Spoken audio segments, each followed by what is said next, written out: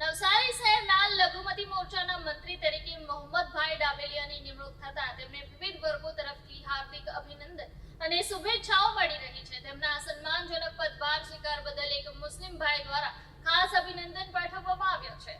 ડાબેલિયાની ગણના સમાજ સેવા અને વહીવટી ક્ષેત્રમાં નિપુણ અને અનુભવી વ્યક્તિ તરીકે થાય છે। તેઓએ લાંબા સમયથી હોસ્પિટલ મેનેજમેન્ટના ક્ષેત્રમાં મહત્વપૂર્ણ ભૂમિકા ભજવી છે અને પોતાના કાર્યકાળ દરમિયાન આરોગ્ય સેવાઓને વધુ સુવ્યવસ્થિત અને જનહિતલક્ષી બનાવવા માટે સતત પ્રયત્નો કર્યા છે। તેમના વ્યવસ્થાપન કુશળતા અને કાર્યપ્રતિષ્ઠાને કારણે તેઓ અનેક સંસ્થાઓમાં માન સન્માન મેળવી ચૂક્યા છે। આ ઉપરાંત તેઓ વિવિધ NGO સાથે પણ જોડાયેલા રહ્યા છે અને સમાજના જરૂરિયાતમંદ વર્ગોની સેવા માટે સતત સક્રિય ભૂમિકા નિભાવી છે।